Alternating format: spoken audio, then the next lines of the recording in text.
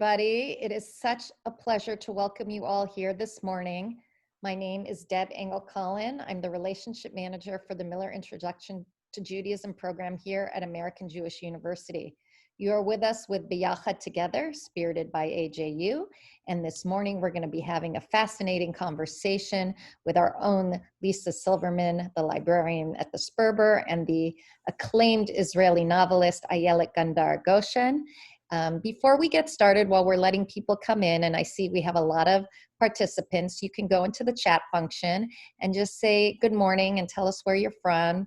Although we can't see you because it's not a Zoom class, it's a webinar, so we could accommodate all the people who want to participate. We'd love to welcome you. We have Leslie from Sherman Oaks. We have Amalia from Charlotte, North Carolina. We have Judy from Miami, Karen Cass from Temple Beth Am. We have someone from Bend, Oregon. We have someone from Petah Tikva.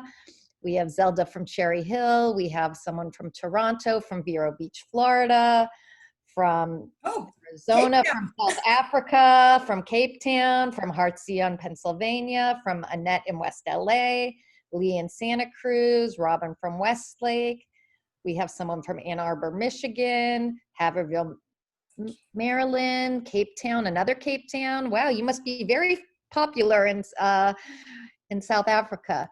San Diego, Plainview, New York, Ventura, Judith from AJU.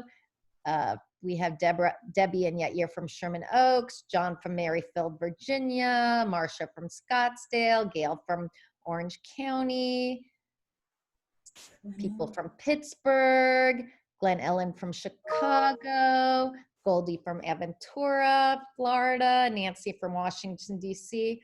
We are so thrilled to have all of you with us from all over the United States, and I dare say the world. My name is Deborah Engel-Cullen. I am the Relationship Manager for the Miller Introduction to Judaism program. Again, you are here with AJU B'Yachad Together. This morning, we are going to have an amazing conversation with our own Lisa Silverman, who is the director of the Burton Sperber Jewish Community Library at AJU, and she leads monthly book clubs and film discussions, and you will see her talent in just a moment. And she will be in discussion with Ayelet Gundar-Goshen. She is an acclaimed Israeli award-winning author and a clinical psychologist. She has won numerous awards for her first two books, One Night Markovitch and Waking Lions. And now we are going to be discussing her new book, The Liar. So without further ado, I'm going to pass this over to Lisa and Ayelet. Thank you, Deb. It's really fun to be here this morning. And I do have to say, this morning for us here in Los Angeles, although as I see these people around the world, and Ayelet here, let me just check with her. Ayelet, what time is it and where are you sitting today, this morning? It's evening. So your morning is actually my evening here in Tel Aviv. It's 8 o'clock in the evening. I just put my two kids to bed and I'm all yours. Oh, wonderful. Great, great. Well, let me first tell you, I'm a big fan. I have to admit, I have only read 2 of the 3 books, and I want to first do a quick show and tell here. Your first book, I have it. It's on my reading list. It's called, whoops, let's do this. It's One Night Markovitch, and this is the one that you won the Sapir Prize for your debut novel in Israel. And this is the one that we recently, I think about a year ago, did a book club on, which is called Waking Lions. And again, a fascinating kind of a thriller. And the book Liar is the one we're going to talk about today. But my question to you is that I heard that both Waking Lions and The Liar, Waking Lions is about a doctor who commits a hit and run accident, and it takes place in Israel. And The Liar is about a teen who falsely accuses a famous man of sexual assault. But I heard that they were both based on true stories. So can you tell me a little bit about those stories and how they influenced you to write the novels? I will, but I will first want to thank all the people who joined us today. I'm still shocked by all the things that are going on in the world right now. And I think one of the few pieces of light that I can still find is this joining of people from all over the world, uniting together to read, to discuss, to talk about ideas. I find it to be so incredibly beautiful, and I'm very grateful for all of you for coming today. And yes, you're right, that both of the novels, both Waking Lions and The Liar, are based on real stories that I heard. So The Liar, I'll start with The Liar because it's the most recent novel, is a story that I heard over lunch. I was meeting with a friend of mine. She's a public defense attorney. And she came to lunch in Tel Aviv very excited, very happy. And I asked her what she was so excited about. And then she told me this incredible story about a man that she was representing, an African man, a migrant here in Israel, in Tel Aviv, who was accused of sexually assaulting an Israeli woman. Now, this is a very highly political charged situation in Israel because of the whole immigration crisis we have here. So it was covered by the news. Everybody was talking about it. And she was a Jewish white woman. He was a black man who wasn't supposed to be here. He was an illegal migrant. And my friend came so excited to lunch because she was able to prove that the woman was lying and that this man did not sexually assault her. And when we sat together, my friend called this woman in terrible names that I won't repeat right now because my grandmother will kill me. But she called him in terrible, terrible names. And I was sitting there thinking, I'm a clinical psychologist. So I thought, maybe this woman, she's not a monster. If this woman would come into my clinic, I can't just say, you're a terrible monster, you're a terrible person, go away. I will have to try to understand her in order to help her. And so I finished lunch that day. I walked out in the street in Tel Aviv, and I kept asking myself this question. I kept asking myself, what can make a woman who is not a psychopath, not a crazy woman, not a monster, what can make a woman tell such a lie that might put a man into prison? And I told myself, you can't go for the easy answer. You can't go for the answer of because he's a terrible person. Because that's what we do whenever we face something that we don't understand. And instead of trying to understand it, we jump into judging it.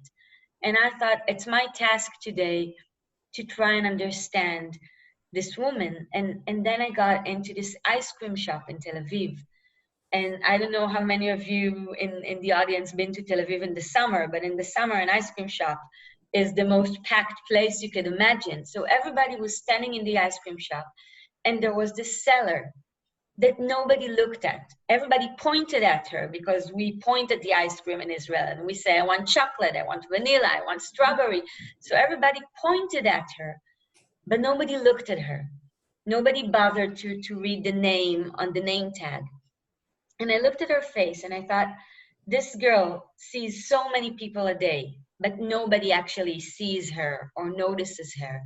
And she gets so much of the aggression that people who walk into a shop and believe that they deserve everything can throw on the shoulders of a young girl.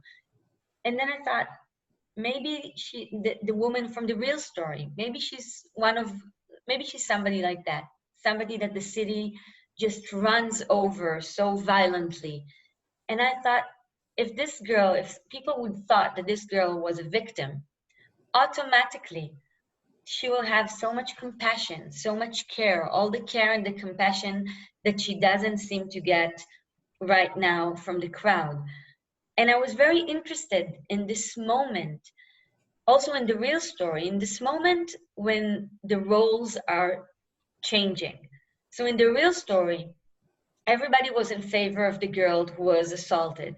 And then in an instant, she was the victim, he was the monster. A moment before, he was the monster, she was the victim. Because that's how we like our stories. We like them to be a monster and a victim. But in real life, quite often, it's not about monsters and victims. It's about people being people. And we all have the monster and the victim struggling inside us all the time. And I wanted to take this complexity from the real life story and to put it into literature. And you did the same thing clearly with The Waking Lions, correct? נכון. In Okay. Waking Lions. Yeah, go ahead. So in Waking Lions, it was also based on a real story, a story that happened in India. I was backpacking in India after the military service. And like many Israelis go after the military service to either to South America or to India. I think it's part of, you just want to get away of everything. And I heard a story about an Israeli backpacker who also wanted to get away from everything. And he was riding a motorcycle in the Himalayas when he accidentally hit a local guy, a beggar. And he panicked. He was afraid of going to prison in India, and he was just, about to come back to Israel and start the university. And he made a decision.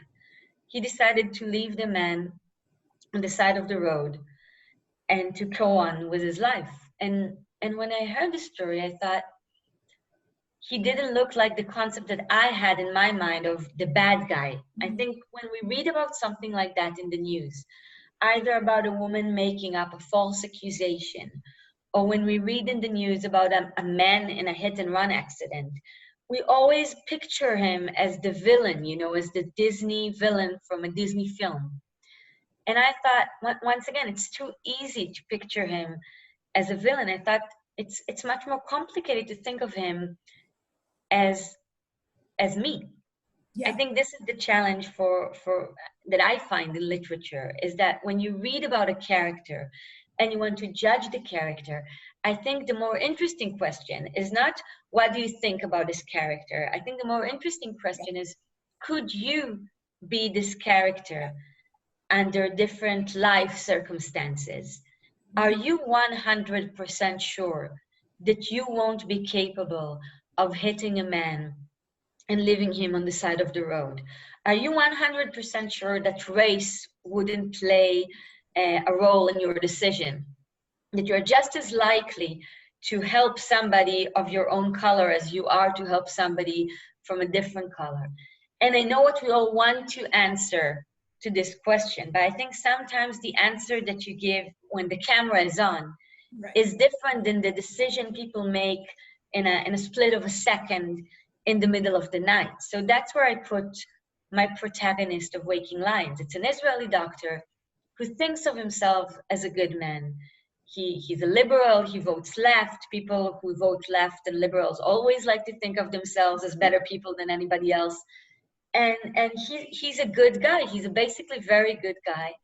But then when he's driving back home from the hospital at Beersheba, he hits an Eritrean refugee in the desert. And he just wants to go back home to his kids and to his family, and he panics. Mm-hmm. And he realizes something about himself that challenges his concept of who he really is. I think also in The Liar, that's something that really interests me, that the characters always have this concept of who am I? Like we all have this concept of what kind of person we are. And then we make a decision that changes the way we think about ourselves and what we're capable of. Yeah, it's really interesting how you said that your background in clinical psychology is coming through for these stories, because it really does show the background of these people and how complex the characters are. But what you didn't mention, and I'm curious about, in particular in The Liar, is the concept of, you talk about lying, but what about the concept of humiliation? Because in reality, your character, he does not sexually assault the young girl, but he verbally humiliates her. And that spurs her to falsely accuse him of assault.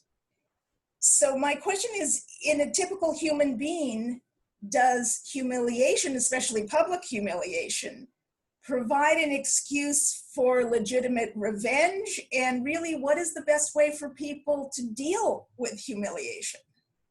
You're a psychologist. That's a very good question. And the humiliation was, I think, a big part of what motivated my character into The Lie. because she's standing there in the ice cream shop. So after I saw the ice cream seller, I brought my protagonist to be a girl in an ice cream shop with a customer, a male customer, who walks inside and humiliates her with his words, which is also based on a story that happened in Israel. We had a woman of color working in a car rental shop when a man who's an owner of a big food chain restaurant of Ashkenazi, of white color, came into the shop and humiliated her, calling her in terrible names. And what he didn't know was that he was on camera. But you can just imagine how many times men of position of power talk this way to women of lower status, and there's no camera on. So I took this story that actually happened in Israel, and I used the way the customer talks to her, because I want to say something about what is it that we define a legal assault. So a sexual assault is obviously, as it should be, considered a legal assault, and you can go to jail for that. But in Israel, I don't know how is it in the States, a man can turn another man to pieces with words. And that is something that you wouldn't be held accountable for. Even though, you know, I remember some of the things that people told me in my childhood, far more than I remember the time I broke my leg. I almost don't remember the fall and the time I broke my leg when I climbed on a tree here in Tel Aviv. But I do remember what Dana Milner told me in second grade that made me come back home crying and not come out of the house for 2 days.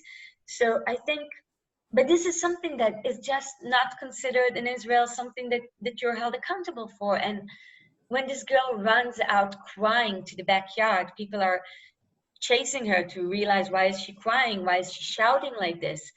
And then they automatically assume that he sexually assaulted her. She doesn't even realize that at first, but she suddenly realizes that being sexually assaulted gets her the empathy that being just terribly torn into pieces by words will, nobody just cares about that. Right.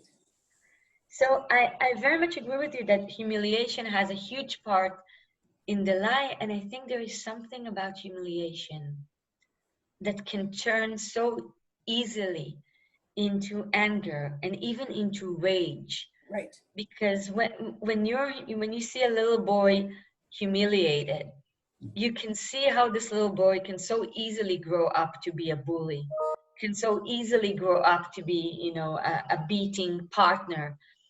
Like, because humiliation, it hurts, and then hurts in a moment is switch into anger. And, you know, anger, it's not so soft anymore as the tears. It becomes, it hardens the soul, I think.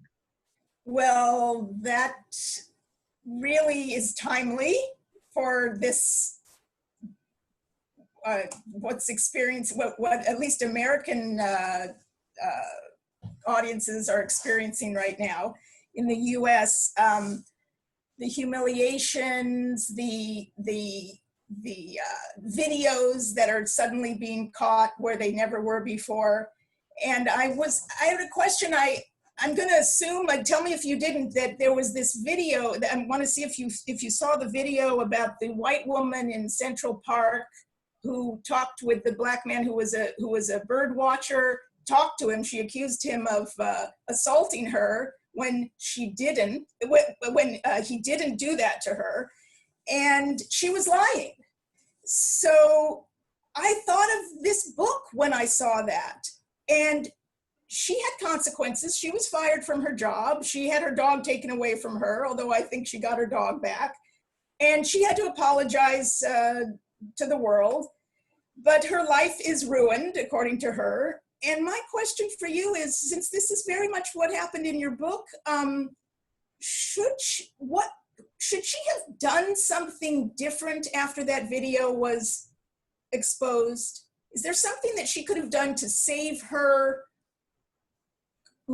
future and her life? Because she's implied that she's ruined because she lied. I will say, first of all, I know this video from the US. I haven't watched it. And I will say two things. One is that I think this proves in a way something about the idea of a woman lying about a sexual assault, which is very tricky and edgy in our days, because for years, whenever a woman was saying that she was sexually assaulted, nobody believed her, even though I think in 99% it's exactly what happened. But people would just call her a liar or an attention seeker and wouldn't believe her, which is terrible. And then we had Me Too, which is the greatest, I think, revolution of current times. But after Me Too, now we say that I must believe all women and that women never lie. Right. And I think when we look at human mentality, we see that everything is possible. Nothing human is strange to me. You know, people can do everything. And I think to say that women are always lying is a chauvinistic approach that we must diminish. But to say that women never lie, it's, you know, you just shift from one extreme to the other extreme. And I find it to be dangerous to this very important revolution that we're trying to make right now. And I think the lynch mentality that we have today, through social media or through, I mean, I'm very happy that this woman was photoed, because I think that the damage that she could have caused, if people would believe that this black man actually assaulted her, the damage that she could have caused, she could have ruined his life far more than what's happened to her. So I think it's very good that she was photoed. But I think we sometimes forget that if we want to use cameras to stop violence or to stop shaming or to stop different kinds of assaults that people can cause to other people, then we should use them very wisely. And we should always, once again, the lynch mentality of I saw 20 seconds of a video, and based on this 20 seconds, I call, you know, maybe we can also take her kids away from her if she has any. I mean, I think it's just a little bit too easy the way we do it right now. And I think we should use these platforms to stop all sorts of violence and racism. But we should also be very, very careful when we use these platforms, because when we say it's a weapon to fight against racism, okay, so a weapon is something that you should use with cautious. Absolutely. Well, I'm going to switch it over a little bit and ask you more of a question about if there is such a thing as your responsibility as an Israeli author, or among all of the Israeli authors. Is there anything incumbent upon these writers who have international audiences like you do? Your book has been translated into many languages. In regard to the portrayal of Israelis, or Jews for that matter, for the question being like, you know, your book is translated into Korean, let's say. Is it in Korean and Asian countries? I'm assuming it is, yes. So maybe these people have no opinions or experience with Jews or Israelis, and here is their first take on it. Do you feel anything that you feel some sort of responsibility? I'm just curious about that. When Waking Lines was published abroad, I didn't think about that, because when I write a novel, you know, I write it in Tel Aviv, I write it in Hebrew. I'm 100% into the plot and the story and what, I mean, it's a hard enough job to try to write it anyway. To write it and to think about the different way that people might misinterpret, that I'll never get off. But when Waking Lines was published, I did have a few responses that pissed me off in Germany, I remember, and in Italy, when I felt sometimes in Germany that when people are looking at this Israeli doctor who reveals he's in a racist, right? Because he doesn't think of himself as a racist, but he suddenly realizes that, yes, he does have an inner racist inside of him. And they talked about it a bit as if it's like we didn't know that the Israelis can be so racist. And I was very upset about that, because I thought, you're missing the point. It's not about those Israelis. I think whenever you read a novel and you think it's about other people, then you're doing something wrong. It's never about other people. It's about what you're capable of doing. I would like every reader of Waking Lions to ask himself if he knows 100% if he would be capable of a hit and run. Just as I would like every reader of The Liar to ask himself, not just about this girl, but when is it that I lie? What was the last time that I lied and I felt like I'm getting caught in my own words and I don't know how to stop it anymore? And what is it that I hide from my partner, from my children, from my parents, from myself? So I was very upset when I felt a bit of that in Germany and sometimes in Italy. And I remember standing up and saying so, that I don't think that Israelis are a bit more racist than, than the way the Italians treat their immigrants right now, the way they treated the people coming from Libya. So I think it's a universal question. And when you want to judge other people by the country's literature, then you're missing something. It's a blind spot.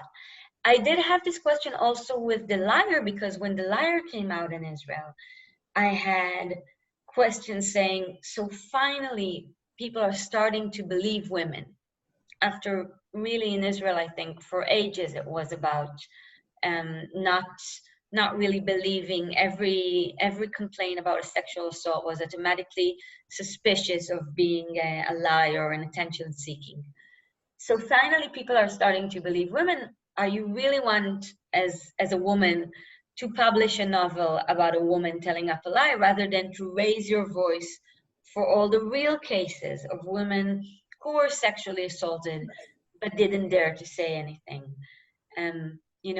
Growing up in Israel in the 80s, I know what it means to be sexually assaulted. And I know that I didn't say anything. This was one of the reasons. So I did ask myself about my responsibility as a woman writing a story about a woman with a false accusation. Right. But then I thought,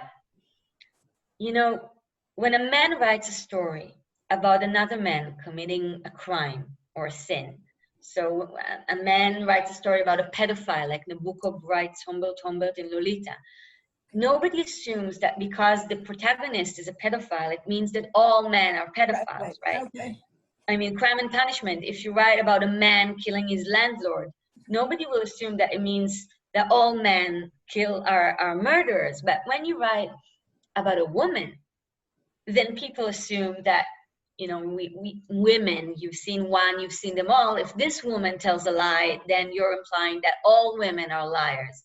Or if this Jew in Waking Lions is actually a selfish and cooning Jew that only cares about himself and tries to hide his deeds, then what you're really saying is that all Jews are like that. And I think when people choose to read literature this way, it tells about them more than it tells about the novel. If you want to read about a woman and say it means that all women are this way, you're not really reading a novel, you're reading your own chauvinistic mind. And if you're reading about Israelis and you're saying, so all Israelis are murderers, you're not reading the novel, you're reading your anti-Israeli opinions. Yeah, no, that's absolutely true. And I think all writers believe that. So thank you for that answer. I'm going to switch gears here because I understand, tell me if I'm wrong, that you are quite well-versed in the Bible and that it inspires some of your writing, and you identify as a secular person, I understand. So how did that happen? Did the Bible, Torah, portions of what you know about Judaism, did that affect your writing in The Liar?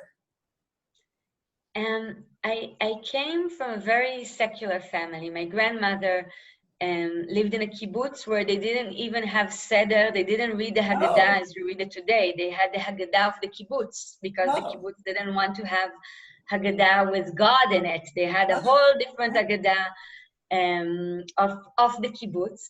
But she was also a Bible teacher. I don't know how you say it in English. Yeah, Bible teacher. And she was so passionate about it. So half of the things that I remember from Aruchot Shabbat, Friday dinners in our house, was my grandmother and my mother I would like to say discussing, but it was actually fighting over Oh, okay. different characters from the Bible. And it was very passionate arguments about who is a more, like, who was right? Was it Saul or David? Because Saul was so right because he tried to take the kingdom away from him. So obviously he wanted to kill David, but then again, David, he was just, they used to fight about it like today people fight over, you know, HBO, Game of Thrones, who deserves to be. So I grew up in this environment of very emotional relationship to these stories. And whenever I sit down to write one of my own novels, I always get to the moment when I say, okay, I'm stuck. I'm going to open this book, who is, I think, the best textbook, both as a psychologist. I think it's the basic textbooks for psychologists, clinical psychologists, and for authors. I open the Bible, and when it came to the liar, it was about, I remember I sat one day and I thought, people might hate her because she's lying, the protagonist. Why would anybody want to read 300-page novel about a liar? We all hate liars, right? And I thought, but how come we all hate liars if we lie so much? It's like to say we all hate the fact that we have to go to the toilet. Okay, but we do it at least once a day.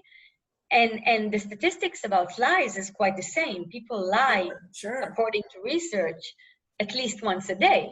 So I thought, I'm going to open the Bible and I want to find the first lie, the first biblical lie. And I thought, because the Bible, you know, it starts from nothing and you create the world. So I thought, how far will you go? How many pages can I turn? Because before I get to the first lie, how many pages can I go from the moment man was created until the moment he says something which is not the truth? So I thought, from some reason that I didn't remember, I thought I will go all the way to Cain and Abel and the lie that Cain tells Abel, but to God. But I stopped much far before that, because it turns out that not only that man lies in the first pages, actually the first time man talks to God in the story of the Garden of Eden. True. So it's amazing, I think, how we all hate liars so much. But then you see that the first time that man talks to his creator, God asks man, why are you hiding? After they ate from the apple and they're hiding. And man doesn't say the truth. He doesn't say, Adam doesn't say, I'm hiding because I did the one thing that you told me not to do. Right. The world is yours. Just don't eat from this tree. I'm hiding because I did that.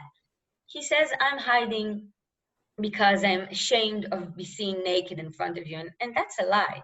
You're not ashamed. You're scared. And I think there's something so beautiful about this idea of, you know, Adam's God relationship. It's the first father-son relationship. And I think when you ask people if they remember their first lie, and I'm asking the audience, how many of you can recall the first time you lied? And I think most of the people that I know, they would recall lying to a parent, lying to their father, or lying to their mother. And it's a very charged emotional moment, because it's a moment that has the deepest love and the deepest fear, the fear to lose the love of a parent. And you fear to lose the love of a parent if you will be seen the way you are. If you will be seen naked, if they will see you for your sins, if they will see you for what you did, then they would stop loving you, or they will punish you, or they will look at you, but not with the fond gaze that parents give to their children.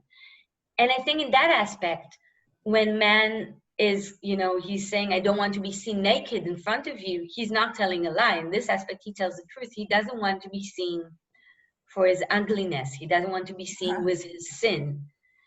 And I think that's what's so beautiful about the Torah and about the Bible, is that you have all of these first memories of lying to your parents encapsulated in this biblical story of how Adam lies to God.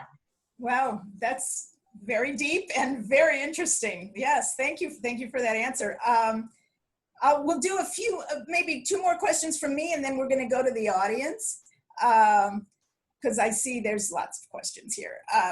I am curious about your translator. She is excellent, and I have read other things translated by her before. So I'm curious if you could talk a little bit, just a little bit, about the art of translation in itself from Hebrew. I know there's issues, certainly with what I've noticed is like the names. You can't, the names mean things. So the names of the characters, you can't, someone who doesn't understand that has to be explained, but you didn't explain it in your Hebrew version. So I don't know, tell me about that. And then tell me, how many languages has The Liar been translated into? And here's my other question. Have you ever considered writing in English? Because you speak English beautifully. So that's another curiosity I have. That's really kind of you, but no, we've emailed. I think you saw my emails. It's embarrassing. Okay, so no writing in English. This is after like the kind help of Google Translate, and it's still embarrassing. I can speak English, but okay. I can't. I would never dare to write in English. My English is not good enough, and also I'm so deeply rooted into Hebrew. Okay. That I am. About the translation, it's a real challenge. For instance, in Waking Lions, the protagonist, Eitan Green. Eitan in Hebrew means strong, Eitan. And this is a person who thinks of himself as morally strong. So he has a solid moral, and he thinks of himself as in control of his life. We would say, Nefesh Eitana would mean a strong soul. Okay. And I felt an irony calling somebody Eitan and then, showing his moral weaknesses. And then I thought, this is something that might, I don't think that it can travel. Otherwise, if you stuck the translation inside the novel, but then it wouldn't be so fluid with the, the music of the things. And in The Liar, it was quite the same because I gave this girl the name Nufar. Now, Nufar in Hebrew is a flower. It's a water lily. It's a beautiful flower. And the parents gave this girl the name because of the fantasies that they had of what kind of girl am I going to get, or what kind of girl do I want to have. I think we always do that with names. We give the child a name that either carries a meaning of something that we long for, but perhaps it's not what the child longs for, or it carries a meaning that the name doesn't have a meaning, but it associates with something that the parent carries, the name of the girl that I always wanted to be in elementary school. So whenever I look at the child, I compare him to this other girl that I envied in. So she's called a water lily because her parents want her to blossom like a flower. Mm-hmm. But she's a girl that never blossoms. Right. She's one of these girls that nobody noticed. She's not a flower. She's more of, a little leaf. And then she walks around with this blossoming name, and she feels the burden of the name on her shoulder, like Levi, the boy that she engages with in the novel. Levi in Hebrew is a lion.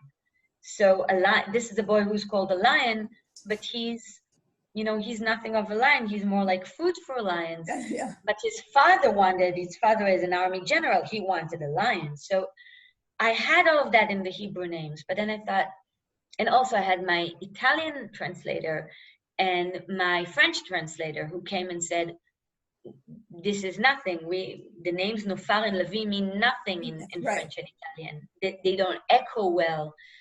And then they said, both of the translators suggested, we had, the translators came to Jerusalem for a residency at Mishkanot Sha'ananim.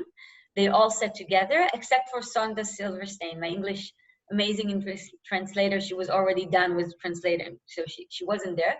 But they all came together to have a residency of translators. And then the French and the Italian translators, they said, okay, so let's change the names. Let's call Levi Leon. Does it also mean in English, lion, if you say Leo? Let's call him Leo. Leo, yes. Leo, and then we'll have the irony. And let's call her Nymphea, which is a flower, I guess, in Italian and French. And then we'll keep the irony because we keep the meaning of the names. But I thought, I didn't spend, 3.5 years with Leo, and in fact, I don't even know how to pronounce those names. Okay. They don't live in Tel Aviv, these guys. Right. So I insisted on the original names, but perhaps part of it was lost in translation. Of course, it wouldn't make sense if they were Israelis without Israeli names. I agree with you on that. That would be very strange to have a translation like that. Well, and I also trust people who choose to read in foreign language. I often think of them as like travelers or adventure seekers, like people who choose to take the effort to read something from a place that maybe they haven't visited, with strange name that we never know how to pronounce. And I think you want to go on a journey. I think people are willing to take the effort. Whenever I read literature in translation, I feel it's like I'm a traveler. I'm on a journey, and I feel like I like it. It's part of the fun. Right. You want to go to a new place, especially the city of Tel Aviv, which they've never been to theoretically. So that's, and you're exposing that for an international audience. So it's wonderful. Well, here I think we went kind of longer than I thought. So that means that I'm turning to the Q&A part here, which I can see lots of questions, and I'm going to not go through all of them because of time, but I picked one out from Maura Resnick, who is talking about something that I did not bring up. And she's asking a question about one of the characters in The Liar. She says, why did you decide to include the story about the elderly woman who lies about being a Holocaust survivor? She's saying because is it another example of someone who falls into a lie and that can't see her way out of it? That's a good question. Toda, Maura.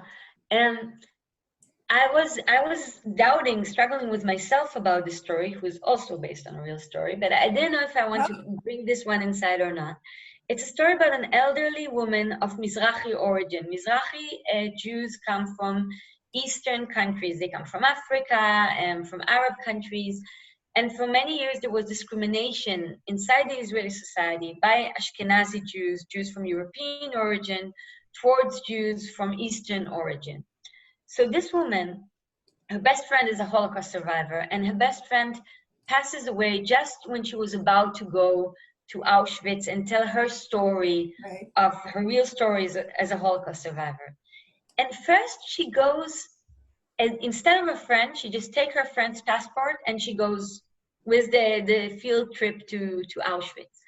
And I think at first she goes because she just misses her friend so badly that it's like a way of keeping her friend alive. She tells the stories of her friend, and through that she keeps her friend alive, and she passes on the real stories of her friend, who really was a Holocaust survivor.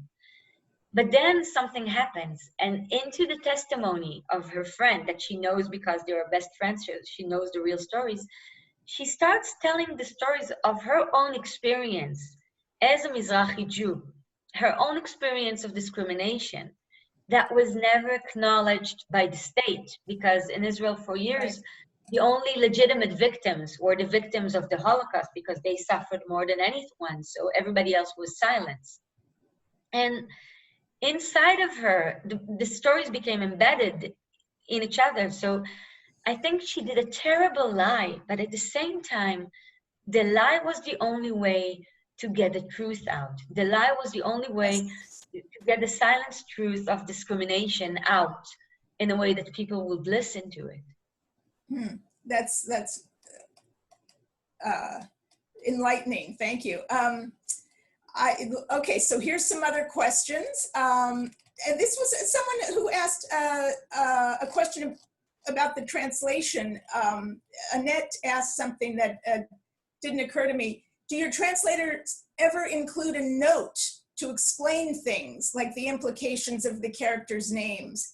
But I think that in the English translation, they wrote, there was something explained within the text that probably was a translator's addition, because it's probably something that you did not write in the Hebrew text. Is that true? Do you know what I mean by that? Yeah, it's a good question if we, as readers, if we like that or not. Because when I read, for instance, Jorge Amado, a Brazilian author that I really like.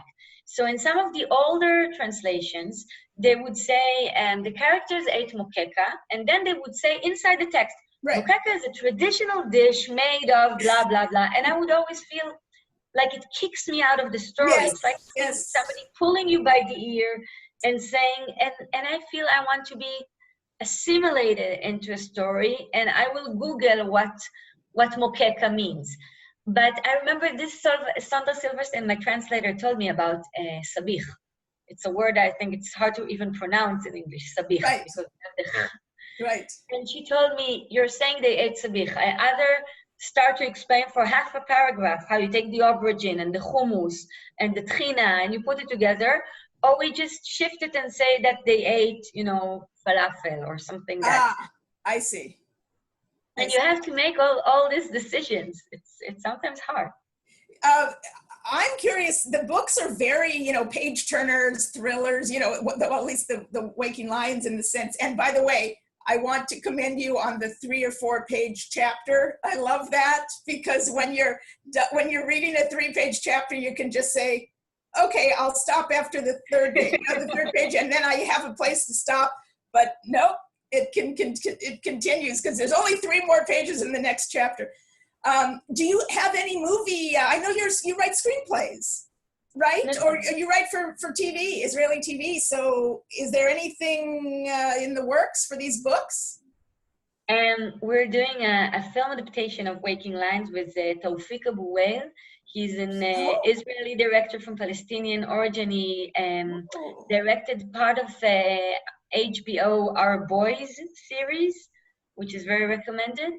And he's an amazing partner, I think, because he's Israeli-Palestinian origin. He doesn't give them any discounts. Not the Israeli doctor, not the Eritreans, not the Bedouins. He looks at all of them with like a very sharp, penetrative look, which I really admire for a director. But it's now in fundraising, and after COVID, I don't know what's going to happen to Israeli cinema. That's tough. Oh, okay. Yeah. And what about future novels from you? Anything on the burners there? So I'm trying to finish a novel about Israelis relocating to America. I started writing it when I was visiting author at San Francisco, and I met the Israeli community there and their relationship with the Jewish community, with the American Jewish community, which I found fascinating. But since COVID started, everything just went to slow motion, to a halt, and now to slow motion here. So will take a while. So you did have a plan at one point to come to UCLA as a visiting professor here in LA, and that is kind of also put off. Maybe you could come next year when things clear up. We were so much looking forward to that. We had a playlist of LA music, which we heard in repeat. So I really feel that this should happen, and I hope that it will.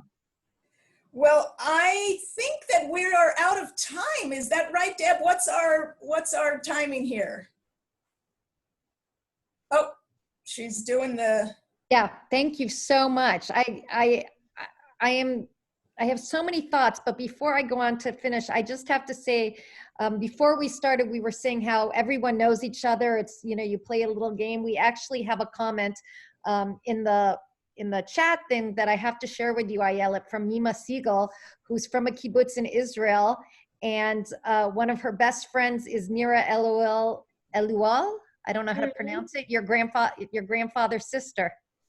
So small world. Yeah. Oh, you know what else? I'm sorry, Deb, I forgot to tell people about the book club. Tell them about the book club. And then. Okay, so I did notice through this Q&A that a lot of people have read The Liar already, but so maybe they want to talk about it. But some people who haven't read about it and would like to purchase it, they can purchase it from a link that we have actually, which you guys could probably put in the chat. But we're also doing book clubs on it. I'm leading them. I've been doing book clubs for years and years. And they are on July 1st and 2nd.